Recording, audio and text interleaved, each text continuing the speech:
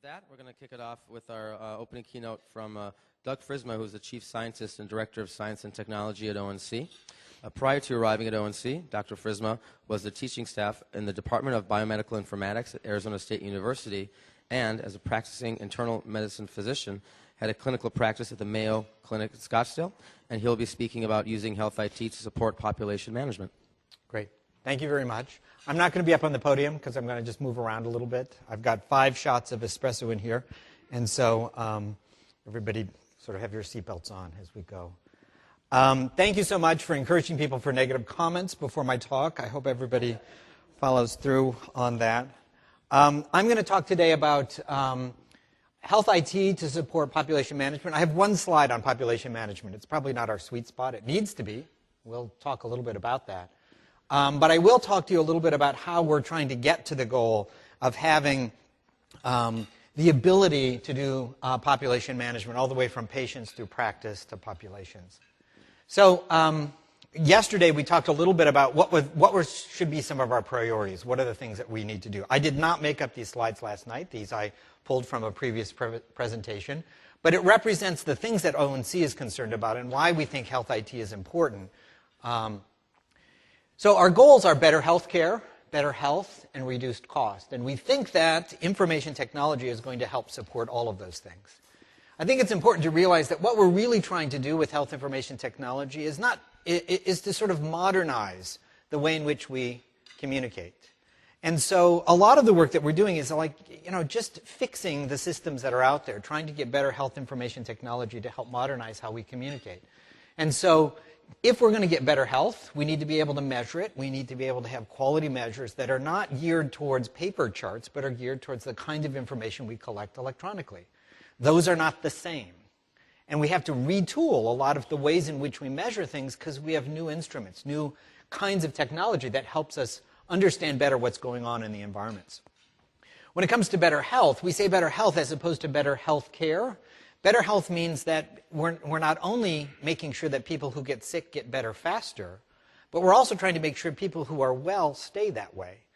And so what that means is that we can't just focus on the things that healthcare providers and hospitals care about. We also have to engage consumers. We have to make sure that their Fitbits fit into the rest of their life and that they can integrate that with the work that they're doing on blood pressure or weight control or things like that. And finally, we think that if we can provide better care that is of higher quality, it will be of lower cost.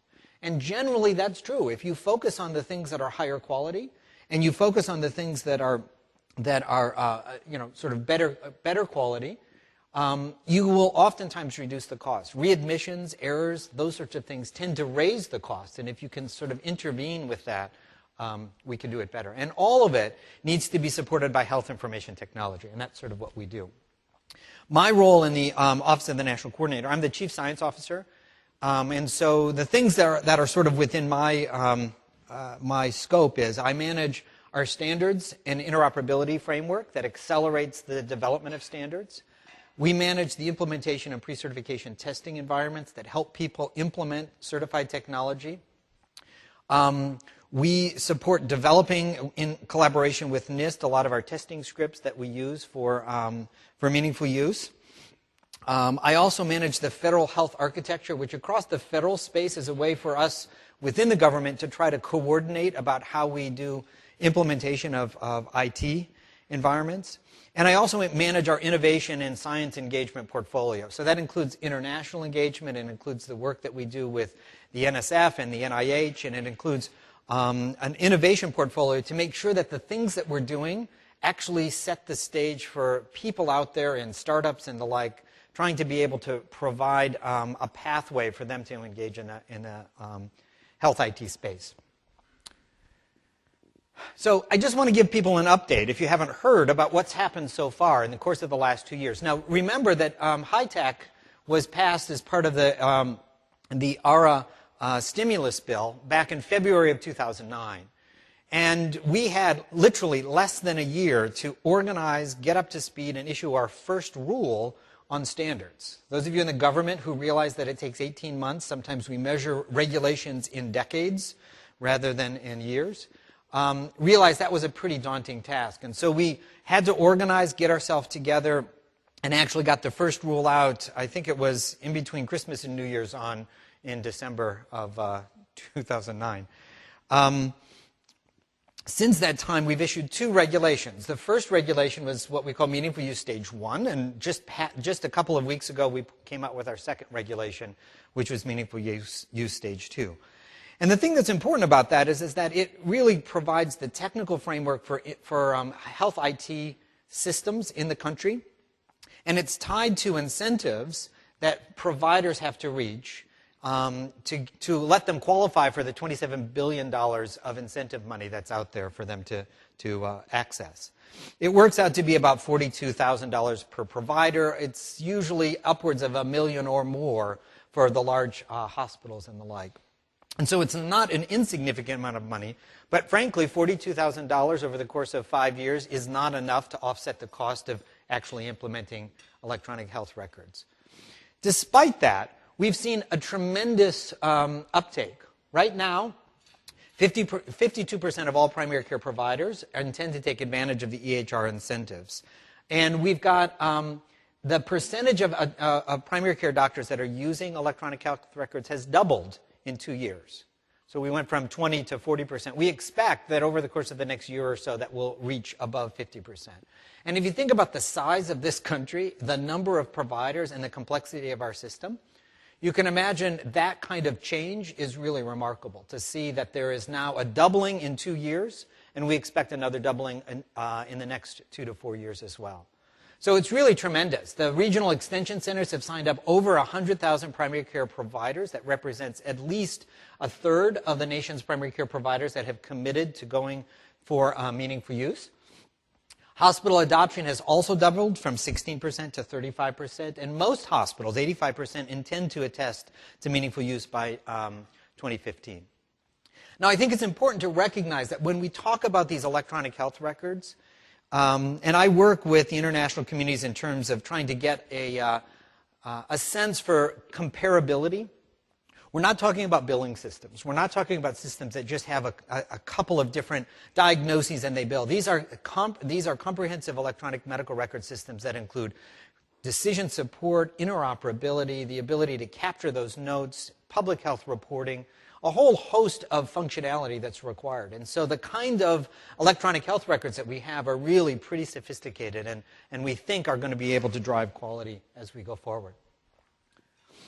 So when we think about the learning healthcare system, and this is my one slide about this, but I'm going to put it in the framework of the other things that we do, I think about it in the 3 Ps. We talk about a patient and practice, and the link between patients and practice is quality measures. So you go in and you measure individual patients and what their outcomes in, you aggregate that, and then you provide that as a quality metric to the doctor. And so the link between patients and practice is around quality measures. Now, the link between practice and population is public health. So when you have a whole series of populations out there, so you want to figure out how your diabetics are doing, you want to figure out how your patients that are doing with infectious diseases or the like, public health reporting is a way of understanding how populations are doing and aggregating that up to a regional or a national level. The other thing that's important is that once we learn from those populations, so suppose we learn that there's a best practice to do something. Maybe we've done a clinical trial, or we've looked at associations between exercise and weight and hypertension and things like that. We then can feed that back to practices in terms of what would be the best practice for taking care of those patients. And finally, going from practice to patient is all about clinical decision support. And so, in fact, if you think about this, those of you who are into numbers, this is 10 to the 0, 10 to the 3rd, and 10 to the 6th. So it's orders of magnitude different, and that's just sort of a rough estimate of that. But it all ties together. If we do a good job with quality measures, we can feed that back in the form of clinical decision support. And oftentimes, people use clinical decision support as a way of improving their quality metrics, which is exactly what we'd like to see. When it comes to public health and best practice, we need to be able to find ways to aggregate that data. And that means that we have to make sure that we've got standards around metadata, that we've got ways, that we've got information models and the like that allow us to intelligently aggregate that and make some inferences about that. And one part that I don't think we do very well with is that once you've got knowledge and you've got some idea of what best practice is, we should design our best practice advice in ways that are intended to be computable. And right now, what we tend to do is we get consensus documents which basically are vague and everybody can agree upon. Think UN. Everybody can agree upon it because you can go back to your country and you can sort of say, yes, we won. That's not how we should make best practices. What we should do is we should make them computable so that people have the ability to plug them in, much the same way that we think about clinical decision support activities as well. So it's patient to practice, practice to population, and then back again. And it involves making sure that we've got good ways to measure things through our quality measures, that we have good ways of reporting and aggregating for public health purposes, that once we learn things, that we have ways to bring that back in a computable way, and that we've got the ability to impact individual patients by customizing that best practice through clinical decision support. So that, to me, frames what we want to do with a learning healthcare system and how we want to manage populations. Oftentimes, we think about them discretely. We kind of put them into silos. But in fact, I think the way that we're going to proceed is to realize this is a continuum, and we need to make sure that at every stage, we provide a mechanism to do that aggregation and to have the interventions that we need. So there's a couple of things that I want to talk about as well. Now, for us to get to this goal of this learning healthcare system where we've got clinical decision support and we've got good quality measures and we aggregate it to determine the population health in the country, we have a series of things that we've been working on. And I want to make sure that people understand philosophically and sort of operationally how ONC is trying to achieve these particular goals. So there's a couple of things that kind of guide us in terms of the work that we do. The first is interoperability is a journey. It is not a destination. So sometimes I feel like the dad in the wood panel station wagon. And in the back, I've got CMS, and I've got FDA, and I've got HHS, and they're all going, when are we going to get there? We're on our way to interoperability. But it's not a destination. It's really part of the journey. And we like to say that standards are good. The only standards that you don't have to update and maintain over time are the standards you never use. So it means that if you're going to use a standard, you have to make sure that you keep it up to date as you go along. I'm sure all of you guys are still using those 3.5-inch floppy disks, right? Is everybody pretty much doing that? That was a standard, as you know, right? So you've got all your data on those. Or maybe you guys are using the 5.25s, right?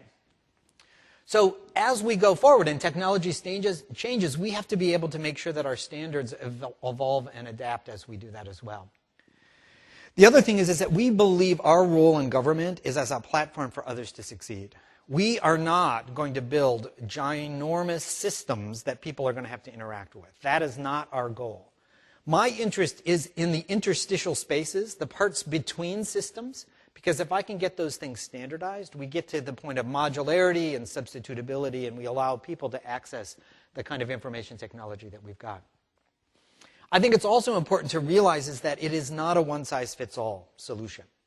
We are not going to come up with one way to do everything. So let me just take a poll. How many of you guys use Facebook to keep in touch with your family? Okay. How many people use email? Okay, more. How many people just call them up on the phone on your cell phone? Maybe you want to text during this meeting or something like that. How many text? Okay. So what you're saying is that there's lots of different ways that you communicate with your family at any given time, right? Now, why would we expect healthcare to be any different? It's more complicated. There's more moving parts. And so we should make sure that as we think this through, that there are multiple ways to do different things. And you choose the right tool. If you got to get in touch with someone because you got to make a decision, you might pick up the phone and call them, right? But if you just want to distribute a bunch of photos from your vacation or things like that, and you don't want to individually mail everybody, you might just put it up on Facebook. And that's okay. It doesn't mean that Facebook is better than email. It just means you got to pick the right tool. And I think that's one of the things that we have to be able to bring into the way in which we develop our IT systems. And finally, we've got to make sure that we do it incrementally, because we cannot let perfect be the enemy of good. Because if we wait for it to be perfect, the world will have moved on and we will be left with an old system. Fortran 77, it was perfect in its day. And thankfully, we don't continue to develop systems that are built on Fortran 2077. Although I will say MUMPS has stuck around a lot longer than we ever thought it might. But we need to build incrementally because we will learn from that and we will be able to build incrementally in a way that gets us some value, figures out what works and what doesn't, and allows us to go forward. So those are our guiding principles, the things that we really care about in ONC. So one of the things that we did is we developed what we call the Standards and Interoperability Framework. And it's really a platform. It's an example of a platform that we've got. So the Standards and Interoperability Framework is one of the investments that we've had. And the thing about the Standards and Interoperability platform is that it is, we support the community to develop standards, but we don't take delivery from those initiatives. Everything flows back through our standards and development organizations, HL7, OMG, let's see, who else have we? WEDI, X12, a whole series of different organizations. We define what success looks like. We say, we want you to reduce the cost of laboratory interfaces by 90%. We want it to be easy, and we want it to be compatible with our existing standards. We'll put policy guardrails to say, listen, we don't want you to try to do all possible case reporting of public health with CDC. We want you to focus on labs that are simple, and we want you to be able to extend beyond that. And we want it to be computable. We want it to be able to be reused for clinical decision support. We define what success is, and then we let the industry and the people in the community figure out what the solution is that meets that success criteria. We've been doing this about a year and a half, just over a year and a half or so. We've got about 1,600 people who have signed into our wikis. So we use these wikis that have all the ability to sort of have open discussion, have the ability to engage stakeholders, put our documents up there, make sure people can vote on them and things like that. There's no restrictions. You don't have to even be a U.S. citizen to be able to participate. I mean, it's out there for people to look at. We've got about 1,600 people that sign up. There's about almost 600 committed members. And committed members are important because they have the ability to vote on things. We don't want people who are going to just poke holes in what we do and sort of snipe from around the sides and tell us all the things we're doing wrong. What we do is we say, listen, if you are committed to implementing and you've got a plan of action that says you're going to be a participant in this, then you can vote because you've got some skin in the game. So the people who commit to being able to implement are the ones who get to vote on the things that we've got going on. There's about 450, almost 500 committed organizations, so organizations that have implemented or have committed on a roadmap to do this. There's over 800 sessions that have been held. The mean interval between sessions is about a half a day. It's about 3.5 hours is what it works out to be. So that means that twice a day, there's at least one subset of this group that's meeting using our wikis, our teleconferences, the video conferences that we have as well. And so that's all we provide. We provide all the collaborative infrastructure that convenes the groups, but we let them be the ones who drive towards success with this. And the good news is that if you define success not in the number of standards that you develop, but in the adoption and use of those standards, getting committed members up front to solve a business problem that they have, and having them do that in a collaborative way actually drives towards success of adoption more so than the development of the artifacts. So the things that are coming out of this implementation, the Standards and Interoperability Framework, we standardize essentially 5 things. And I'm a simple man. I can't keep track of lots and lots of different things that are going on. But there are 5 things that we standardize. And we do this because we continually try to take a very complicated problem like interoperability across the health information technology space and break it down into manageable chunks. So we standardize 5 things. We standardize vocabularies and code sets. And this is about standardizing meaning. It's so that when I say hypertension and you say hypertension, we mean the same thing. Or when I say dropsy and you say congestive heart failure, we in fact mean the same thing as well. And so we try to make sure that we've got standardized codes so that we standardize meaning. That's how you get to aggregation for population management. That's how you're able to take similar things and group them together and compare them to dissimilar things that have different codes. The second thing that we standardize is structure. And this is so a computer can go through it and they can parse it and understand where that information is. So that if somebody has the vocabulary or the value set around congestive heart failure and it's in their active problem list, they can differentiate that from the congestive heart failure that is in their family history. And that's important to be able to structure that information. So we structure meaning, we standardize meaning, and we standardize content so that so computers can parse through that.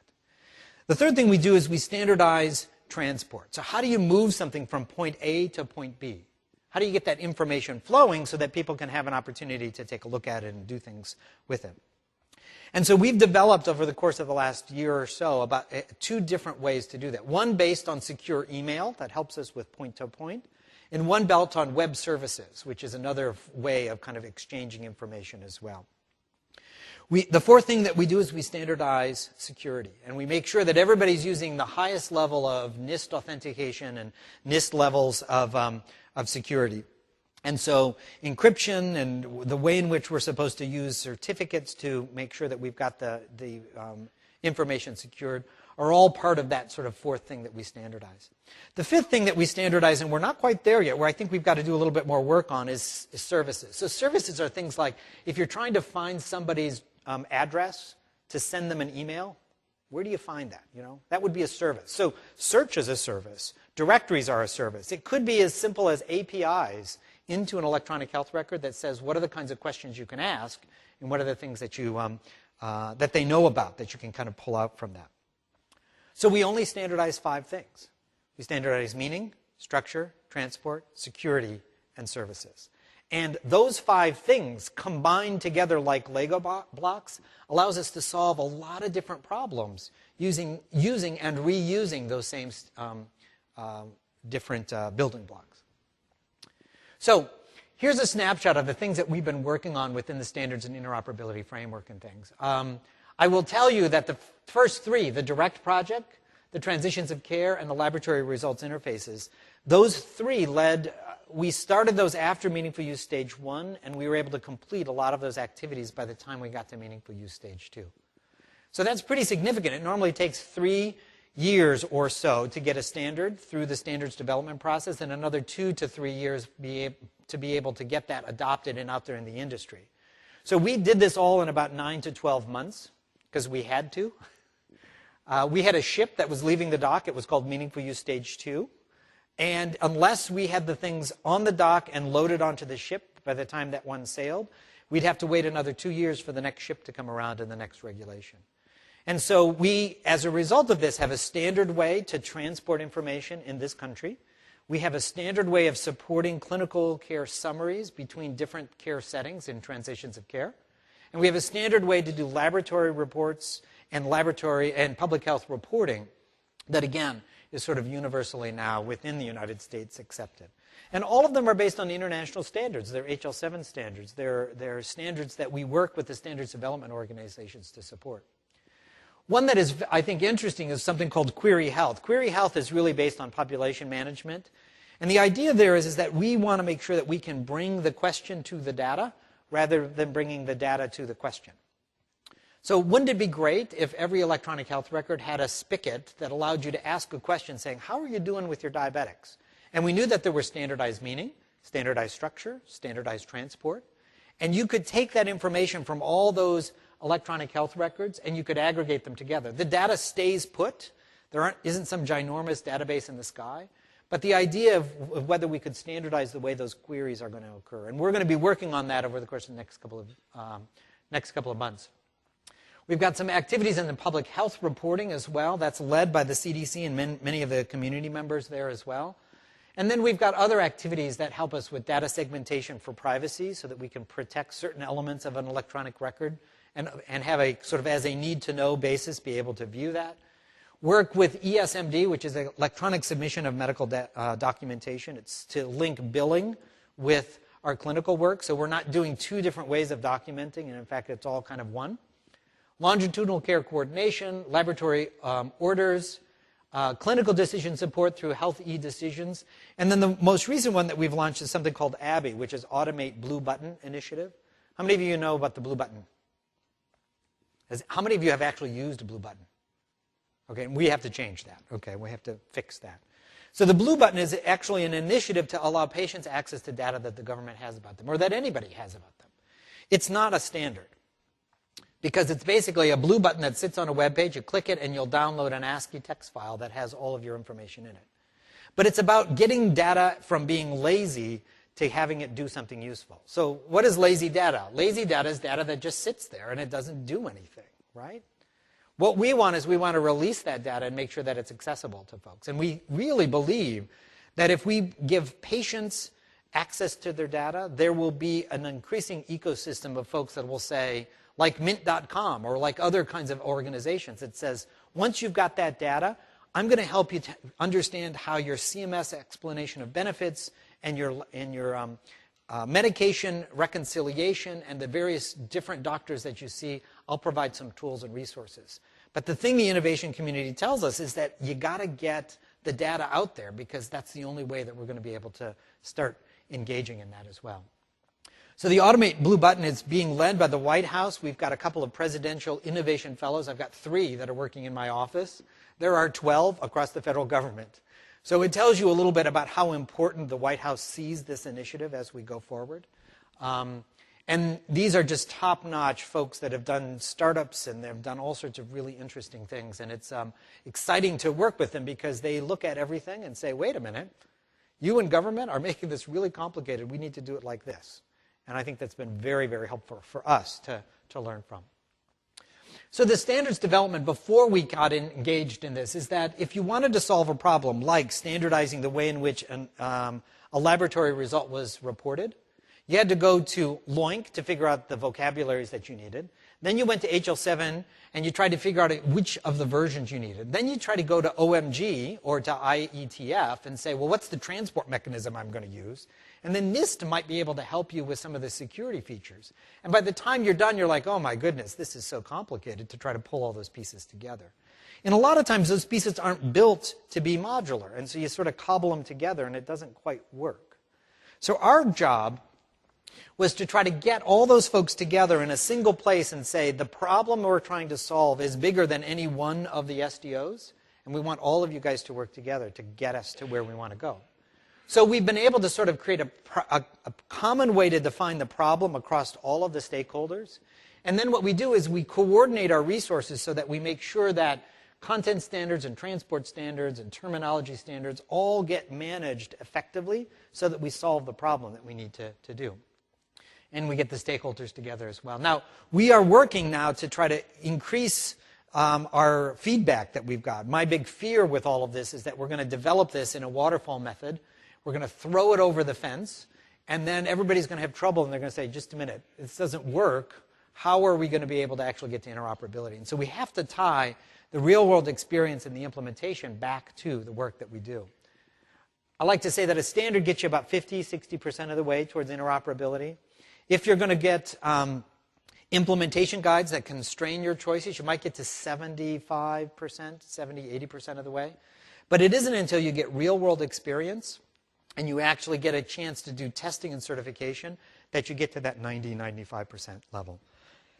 So this is still a hypothesis. We're still trying to figure out how to do that. But we want to make sure that if somebody has trouble and they say, listen, I did everything you told me to do, and I can't interoperate with this other organization, I need to know, is it because we didn't test things rigorously enough to determine whether they were interoperable? Whether it's because our implementation guide gave too many degrees of freedom and too much optionality, so people didn't get it? Or did our standard lack some attribute or some kind of element that needs to be included so that we could get to interoperability? And so this is the plan as we go forward. We want to be able to take the needs that we have and the experience we have with implementation. We have to identify where the holes are for standards that will get us closer to that goal of sort of information flow and supportive population management. We then use our standards and interoperability framework to sort of coordinate those resources to drive towards that solution. And then we do testing and implementation to make sure that people are following the rules and are doing the right things. So you can learn a little bit more about this, and I'm going to stop because I'm supposed to leave time for some questions. Healthit.hhs.gov is the place where you'll learn about all the things that are going on with ONC. The S&I framework is at wiki.siframework.org. And that's where you can take a look at all the initiatives. All of our artifacts are available for anybody to take a look at. You do have to sign in and register, but that's only so that we can, if you want to be able to post or you want to be able to comment or things like that, you have to be able to do that. And we're in the process of kind of expanding the standards and interoperability framework to include an implementation and pre-certification testing environment. We'd like to have vendors involved and the community involved when it comes to testing and the certification process, so that we're testing the right things and that people can help us do a better job of engaging them around the testing environments. So with that, I'm going to stop and I'll open it up for questions. Yes?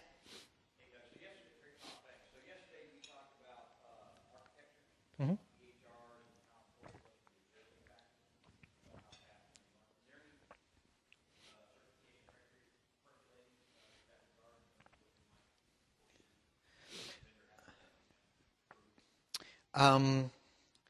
I think there's a couple of things that aren't specific to architecture. I mean, you have to think about this. We tend to look at a vendor's product that gets certified as being a black box. We really don't care what their internals are all about, as long as their interfaces, the parts between systems, are standardized. So if somebody decides to use an unusual architecture within their system, we really don't care as long as their interfaces are okay. Now, that having been said, there are certain things that we hope that vendors will do. We think people should use patient-centered or user-centered development methodologies. We think that that's a best practice out there. And that we think user interfaces are an important aspect of what needs to be done. And we think we don't want to drive people to a common user interface, but we want people to use good practice in developing the ones that they have. Yeah. Yeah. And I think, there are other things that are important as well. I think, and I know there's vendors and I hope not to offend with things. But I think when it comes to the power play between a provider who's buying a system and a vendor who's selling one, the deck is stacked in terms of the vendor. I think that the providers aren't empowered as well as they should be. I mean, I just bought a system, right? And oh my God, it's the wrong system. I totally messed up, right? And now it's going to cost me hundreds of millions of dollars to export my data and to go to a new system. And so I'm just going to suck it up and I'm going to deal with it, right? It'd be great if we could figure out ways to empower providers. Frankly, it's better for the vendors. They'll be able to focus on what's important and what meets the needs of the providers, as opposed to saying, our job ends once we've made the sale.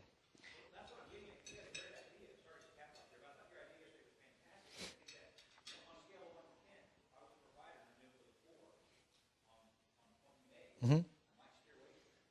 Yeah, exactly. And so, a lot of what I think is helpful, I mean, if you want this to work, there has to be transparency, otherwise the markets don't work. So there can't be gag rules. There has to be transparency. People have to know what they're going to get to. We do have some model agreements that sort of say, what are the things you should think about when you buy a vendor product and things like that. But ultimately, we need to provide transparency. We're trying to do that in the certification program. We're trying to provide advice to folks that are buying these systems. Try to find ways, if you increase standardization and modularity, you have the ability to take best of breed and sort of put in the building blocks that you want to do. We're not there yet. And in fact, there's a lot of organizations out there that have a business model predicated on selling really expensive cables. So if you're a printer manufacturer, right, you could have a whole business model where you give away the printer, but you sell really expensive cables and they're only going to work with your systems, right? That may be a really good business model, but you're not a cable company. You're a printer company, right?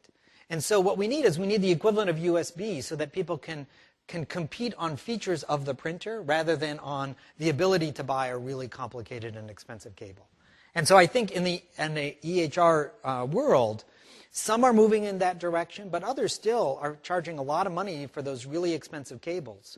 And I think eventually, if we can get those systems to be, the equivalent of a USB and cheap, then people will focus on what's important, which is the features of the product that they have. So I'm going to go here first. Oh, wait.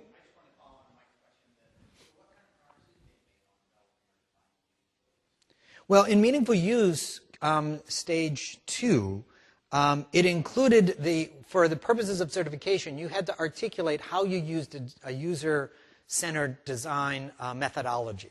So we don't stipulate you have to use the NIST approach or any of the other approaches out there. But we wanted transparency. We wanted people to say, how did they use kind of a user-centered design practice with all of that? So it's a tension between stipulating people do it in a particular way, but to raise awareness that we think it's an important part of how development needs to occur. So it's part of certification now that people have to have transparency about their design practice. And if what they say is, we didn't use any user-centered design methodologies, that's an important thing that will happen in their certification and that they'll have to be able to be accountable for. So that's kind of that first step that we've got. Yes?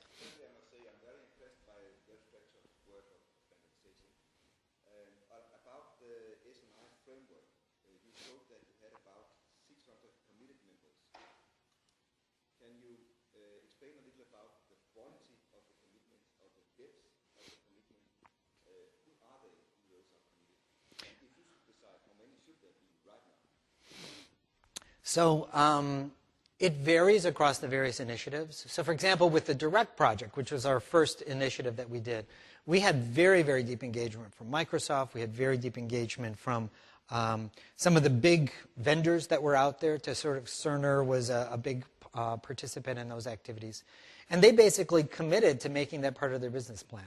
Now, can we hold them accountable to that? Probably not. But there is a tremendous amount of transparency that if you're a committed member and you say you're going to do these things, you do that in public, and people can track and follow whether you've followed through with things. Some of the other initiatives, it's been a little bit different. So for example, with our Query Health, we had the Sentinel group, or the mini Sentinel group out of Harvard, who was committed to figuring out how to have distributed queries. We worked with the I2B2 project as well at Harvard. Had some engagement with the NIH and their CTSA program, which is about kind of clinical and translational sciences. So there were different folks that were committed, and each of the initiatives, you know, what's fun is that we set success and the guardrails, and they're entirely self-organizing. So they'll create their own working groups. They'll divide up the work in ways that are appropriate. You know, the Query Health, what they did is they did sort of a summer concert series. That's what I like to call it. And they spent a whole bunch of time having everybody give presentations who was in that space, so that there was kind of ubiquitous understanding of the activities. And then from there, they distilled it down to sort of the best of breed, or the ones they wanted to go forward with. And that's different than some of the others. The Direct project, they did a bake-off. So they had 4 different versions, and they all voted at the end and said, which one are we going to choose to go forward with? And there was RESTful approaches and web services, and there was an SMTP, the email approach. And they basically competed for the votes that they would get. It was interesting in that particular project, most of our check-ins, we have a whole infrastructure to help manage code and code repositories and things like that. The check-ins and check-outs all occurred on the weekends and evenings. It wasn't during the week. So these weren't people who were doing this as part of their day job. These were people who were really motivated during the... and so you take a look at it, and there would be a spike over each of the weekends where people would work on this stuff. So it's variable. It changes. And some of them, you know, we've had some... there's been some initiatives. There was one around microdata, you know, where you could use microdata as a schema to describe provider information, and then use Google and search as a way of finding it. And so people were all excited about that. We launched an initiative, and only like 3 or 4 people showed up, and my contractors were doing all the work. I said, that's not how these systems run. And so I shut that initiative down. And it was a lot of big players that were really keen about this. I said, but unless your companies are willing to put resources into this, this is not an academic exercise for a bunch of people who have great ideas. This is something that we want to accelerate the use of this in your companies, and we don't want to, you know, be your R&D development with things. And so we figured out a little bit about where our sweet spot is with the S&I framework. It's not in the innovative community where there's this rapid churn that needs to happen, because that isn't probably the best environment. It's really good when there's 4 or 5 or 6 different ways to do things, and we all just need to figure out how to agree to do it in the same way.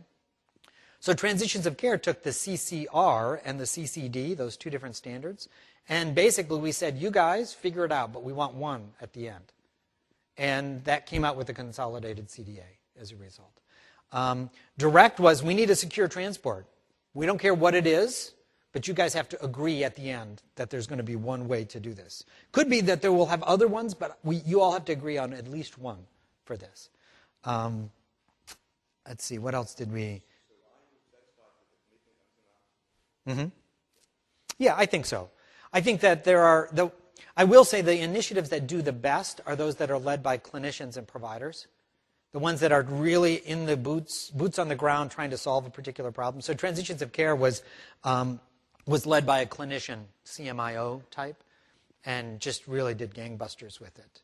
So leadership really matters in these, and sometimes when we don't have very good leadership, it doesn't go quite as well as we'd like. But again, we're trying to be more responsive to the community than we are trying to sort of stipulate that they have to do it in a particular way. If nobody comes, if we throw a party and nobody shows up, we just shut it down because it just tells us that the community is not interested or engaged. There are some other areas where we will put investments. So like when it comes to empowering the providers, maybe providing data portability or other ways to be able to change the power game. There's a lot of the big vendors that may not show up, but that's okay. And we will figure out ways that we can continue to support the primary care doctors and the folks that need to have it. And there are companies out there that say if people can leave their one system, they got to go to another system. Maybe it's my system. Let's figure out how to engage with this. So there.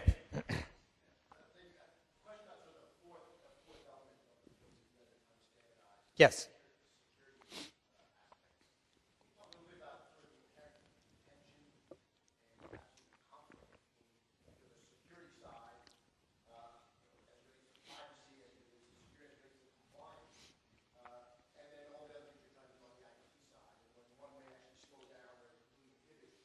Sure.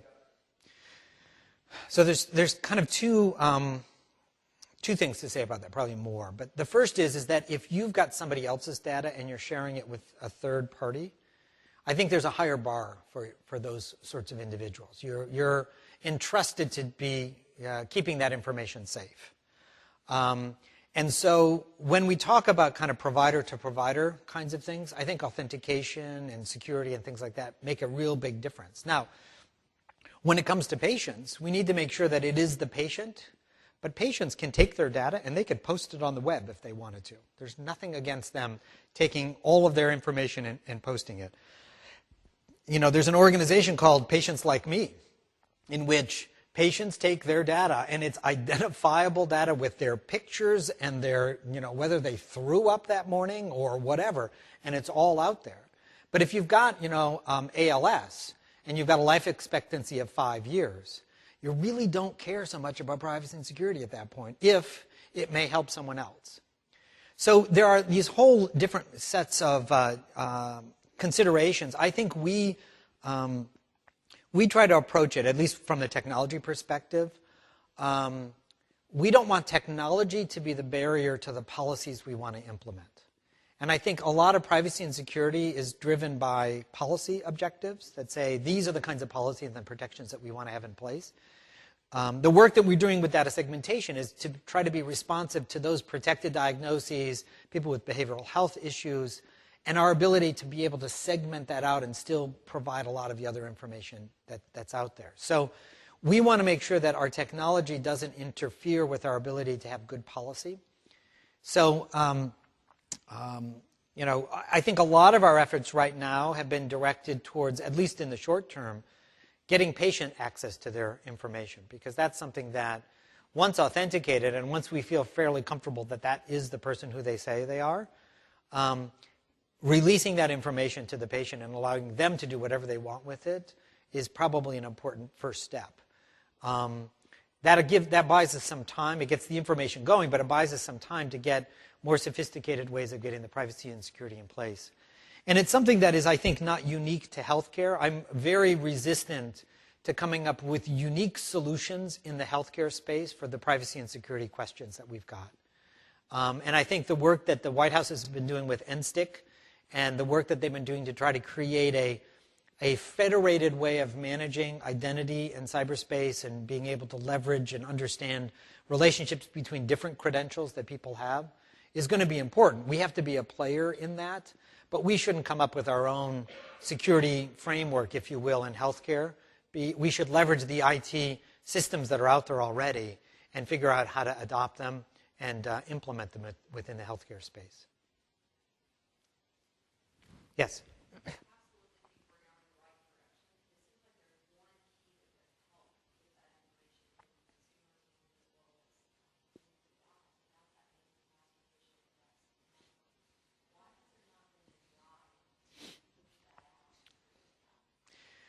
Yes, the National Patient ID. See, I need John Teeter here because he can say stuff because he's no longer part of the federal government. Congress restricts us in our Health and Human Services budget that none of the $900 billion that we get can be used to develop a national patient ID. So that comes from Congress. It's a restriction that we have. I think what that doesn't preclude is the ability for folks to have voluntary patient IDs. We can't reuse Social Security. There's a variety of other things that are important for us to be able to follow.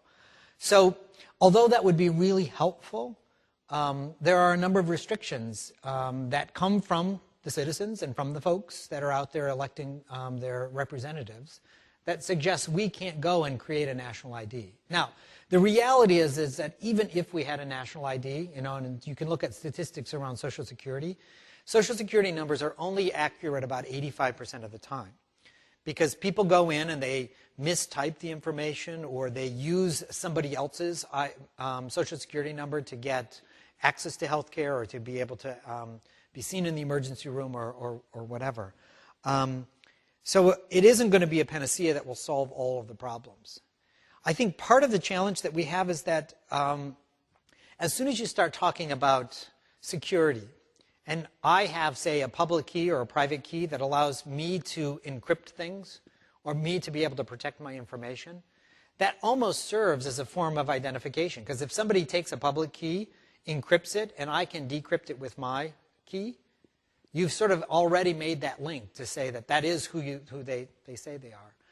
We need to frame this whole notion of a patient ID not so much in terms of the benefit it has to providers and to government and to people who want to be able to aggregate data. We need to frame it in terms of the benefit that it has to patients. That having a way of identifying your information as it's distributed is to your benefit as a patient, to make sure that people have the information to make good decisions about you, that you can manage your own information and make sure that only the people you want to see that information can see it. I think all of those things are important. We in the United States have a very funny relationship with privacy and security. We're willing to give up our entire financial and grocery history for 5 cents off a can of corn, And you've got that unique identifier that you use, that you scan in, that gives you all of those coupons, and you might save a buck or two every time you go to the grocery store. But the value of what you've given up in terms of privacy and security, we just don't even have a concept of, right? But then when it comes to healthcare, which is probably some of the most important information that we want to make sure is managed well, we tend to create silos and not allow that information to flow. So for 5 cents off a can of corn, maybe what we do is give 5 cents off, whatever, your vaccination, if you only would use your unique identifier. I don't know. But the issue is that we do have sort of this funny relationship where we're willing to give up a ton of privacy for minor conveniences and small discounts, whereas when it comes to healthcare, we create these incredible barriers that really, I think, impair our ability to provide good care. So I don't know how we're going to manage that, but I think we have to frame the notion of having the ability for patients to manage their information and having the ability to provide some sort of continuity across the various data sets that they've got. I think that's how we have to frame it, because I think then patients will say, it kind of makes sense for me to figure out a way to manage this information, and maybe if I had a tag that I could put on it that identified it as mine, that would be helpful. I don't know. It's a good question, though. Other questions? I've totally worn you guys out. There was 5 shots of espresso in there, so good. Well, listen, thank you very much. I appreciate your attention and things. If there's other things that come up, let me know.